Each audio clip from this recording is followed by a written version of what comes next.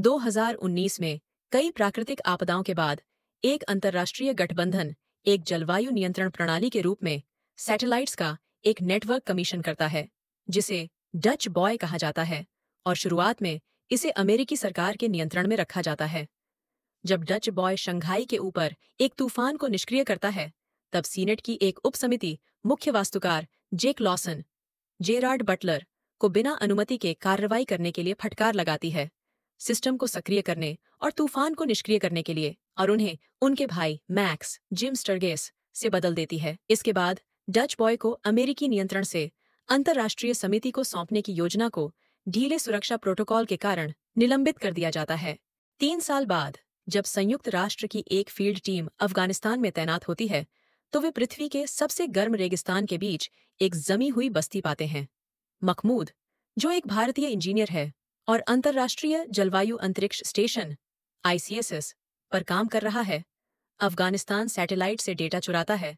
ठीक उससे पहले जब उसे अंतरिक्ष में बाहर निकाल दिया जाता है, उसने हार्ड डिस्क को अपने व्यक्तिगत लॉकर में छुपा दिया था, अपने दुर्घटना से पहले जिसने उसे अंतरिक्ष में बाहर निकाल दिया। अमेरिकी राष्ट्रपति एंड्रयू पाम एंडी गार्सिया को यह समझाने के बाद कि डच बॉय ने कैसे इस दुर्घटना का कारण बना, मैक्स जेक को ICSS में जाकर जांच करने के लिए मना लेता है।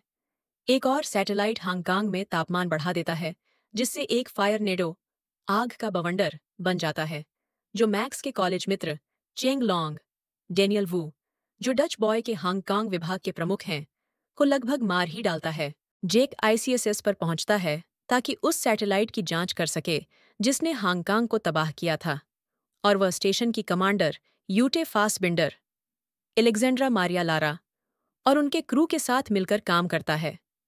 एक खराबी सैटेलाइट को नुकसान पहुंचाती है और उसका डेटा मिटा देती है।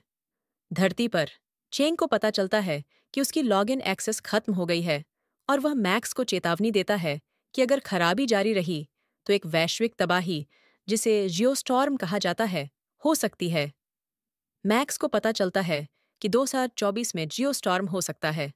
वह सैटेलाइट्स तक पहुंच नहीं पा रहा है और उसकी लॉगिन एक्सेस जानबूझकर रद्द कर दी गई है। चेंग सशस्त्र भाड़े के सैनिकों की एक टीम से बचते हुए अमेरिका के लिए उड़ान भरता है।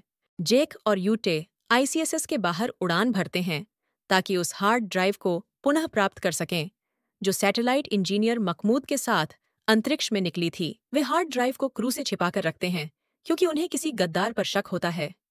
जेक और यूटे त्रुटि के स्रोत को खोजने की कोशिश करते हैं, लेकिन हार्ड ड्राइव पर सभी यूजर एक्सेस लॉग मिटा दिए गए होते हैं। जेक अपनी खोज का विवरण मैक्स को रिपोर्ट करता है। ICSS के कर्मचारी खराब सैटेलाइट्स को निष्क्रिय करने की कोशिश करते हैं। अचानक 200 सैटेलाइट्स खराब हो जाते हैं और विभिन्न चरम मौसम परिदृश्यों, जिन्हें ज्यूस कहा जाता है, को सक्रिय करना शुरू कर देते हैं और जानबूझकर उन्हें प्रतिस्थापन सैटेलाइट्स से टकराकर ऑफलाइन करने की कोशिश करते हैं। चेंग मैक्स को कुछ बताने की कोशिश करता है, लेकिन एक हमलावर जानबूझकर ट्रैफिक दुर्घटना में चेंग की हत्या कर देता है, पर मरने से पहले चेंग मैक्स को ज्यूस कहता है। मैक्स और डाना, जाजी बीट्स, को पता चलता है कि प्रोजेक्ट ज्यूस चरम मौसम पैटर्न का अनुकरण करके एक जियोस्टॉर्म बनाने की कोशिश कर रहा है। मैक्स को पता चलता है कि टोक्यो पर ओलों के तूफान और रियो डी जनेरियो पर बर्फबारी के बाद अगला सुपर तूफान ऑर्लैंडो पर आने वाला है। वह डेक्कम से राष्ट्रपति से किल कोड हासिल करने में मदद करने की अपील करता है, लेकिन इसके बजाय डेक्कम मैक्स को मारने की कोशिश करता है और खुद को गड़बड़ी करने वाला व्यक्ति होने का खुलासा करता है। मैक्स भाग निकलता है और तुरंत सारा को इसकी जानकारी देता है। मैक्स और सारा राष्ट्रपति पाम को अपहृत कर लेते हैं ताकि उन्हें अन्य समझौता किए गए सीक्रेट सर्विस सदस्यों से बचा सकें और किल कोड हासिल कर सकें। वे एक स्टेडियम से भाग निकलते हैं, जबकि वहां बिजली का तूफान उसे नष्ट कर देता है। इस अफरा तफरी के बीच मैक्स पाम को उनके कार्यों के बारे में बताता है। डेक्कम के भाड़े के सैनिकों को चकमा देने के बाद मैक्स और सारा डेक्कम का सामना करते हैं और उसके इरादों का खुलासा करते हैं। अमेरिका के सभी दुश्मनों को खत्म करना, सत्ता के उत्तराधिकार की पूरी कड़ी को खत्म करना और फिर दुनिया पर प्रभुत्व स्थापित करना। ICSS पर टीम सभी ऑपरेशंस पर नियंत्रण खो देती है और उन्हें मजबूरन यह देखना पड़ता है कि वायरस स्वविनाश प्रोग्राम को शुरू कर रहा है। जब दुनिया में आपदाएं आने लगती हैं, जेक को पता चलता है कि software engineer Duncan Robert Sheehan इसके लिए जिम्मेदार है। एंस्यूइंग कॉन्फ्रंटेशन में डंकन गलती से खिड़की पर गोली चला देता है और खुद को अंतरिक्ष में बाहर निकाल देता है, जबकि जेक भाग निकलता है। जब क्रू को निकाला जाता है तो जेक पीछे रुक जाता है ताकि रीब्यूट प्रक्रिया पूरी हो सके।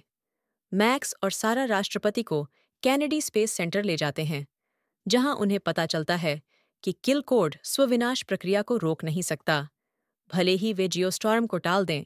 जब जेक फिर से एक दरवाजा खोलने में विफल हो जाता है तो पीछे रुकी हुई यूटे उसके लिए दरवाजा खोलती है। वे दोनों मिलकर सिस्टम को रीब्यूट करते हैं, सैटेलाइट का नियंत्रण नासा को स्थानांतरित कर देते हैं और जियोस्टॉर्म को रोकने में सफल होते हैं। स्वयं विनाश प्रक्रिया पूरी होने के बाद वे दोनों एक प्रतिस्थापन सैटेलाइट में शरण लेते हैं और एक आपातकालीन संकेत भेजते हैं। एक नज़दीकी शटल उन्हें बचा लेती है और वे हर्नांडेज यूजेनियो डरबेज को देखते हैं। 6 महीने बाद जेक एक नई सैटेलाइट प्रणाली के प्रमुख इंजीनियर के रूप में काम करता है, जिसे अब एक अंतर्राष्ट्रीय समिति द्वारा प्रबंधित किया जा रहा है।